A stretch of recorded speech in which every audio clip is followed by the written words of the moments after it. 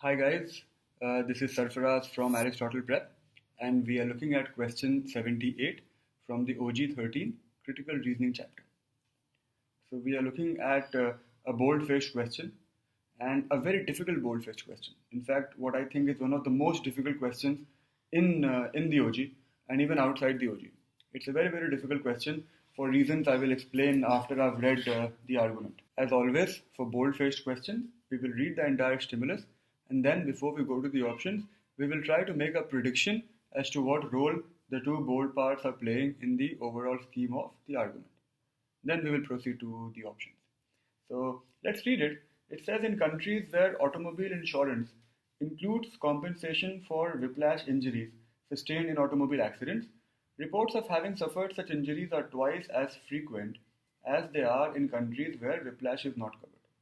So in countries where you get money for whiplash injuries, money from the insurance company, in countries where you get money for whiplash injuries, the incidence of reporting of those injuries is twice as much as in countries where you don't get any money for those injuries.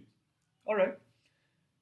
Presently, no objective test for whiplash exists, so it is true that spurious reports, spurious means false, spurious reports of whiplash injuries cannot be readily identified. So then it says there is no way of even finding out whether the person who's saying that he's got a whiplash injury is lying or speaking the truth. Which makes one think as a logical person that a lot of those incidents which are being reported of people having suffered whiplash injuries might actually be fake. People might be faking it because there is no way to test it out and they'll get money for it. That's a thought that comes to my mind at least, and we'll read on now. Nevertheless, these facts do not warrant the conclusion drawn by some commentators that in the countries with the higher rates of reported whiplash injuries, half of the reported cases are spurious. Interesting. So what I had in my mind is actually being countered by the argument now. The argument or the author is saying, nevertheless, from these facts, it would not be correct to infer that in those countries where there are those high cases of reported whiplash injuries, half the cases are fake. It would not be correct to infer that. That's what the argument says. I'm now wondering why it says that. Let's read on.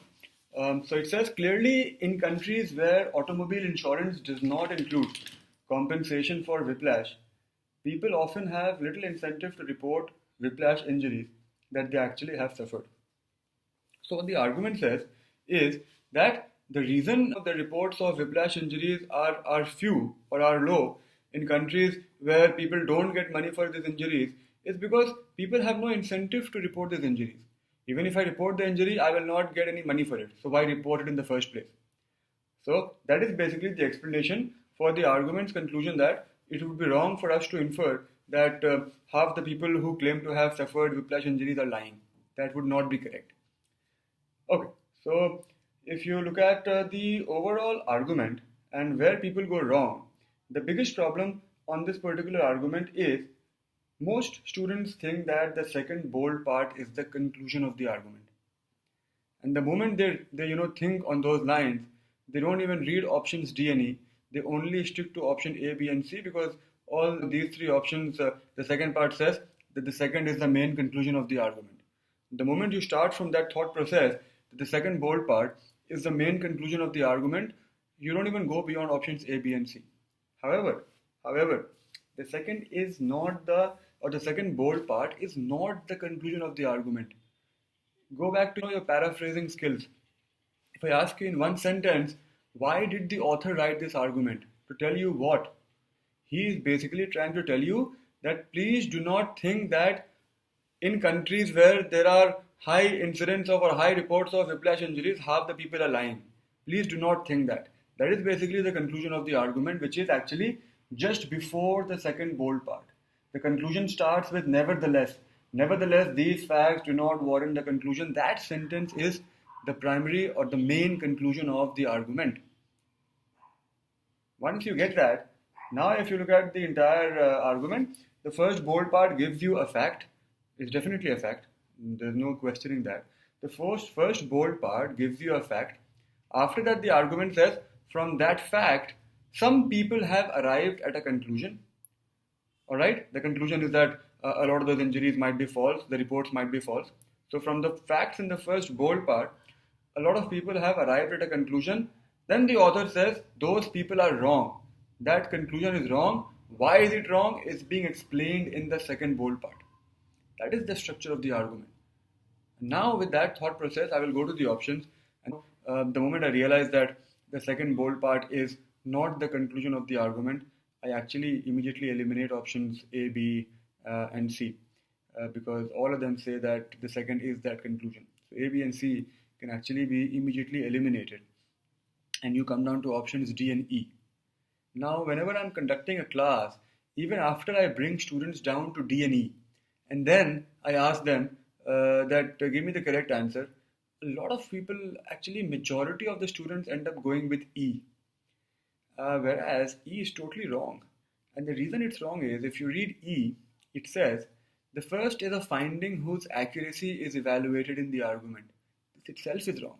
Nobody is evaluating the accuracy of the first bold part. The author is never saying that the information in the first bold part could be wrong. He absolutely agrees with that information. All he's saying is, from that information, you should not infer something. That is basically where you have the problem. So the accuracy of the information is never being evaluated. What does the second part say? The second is evidence presented to establish that the finding is accurate. Absolutely not. As I said, the accuracy itself is not being evaluated.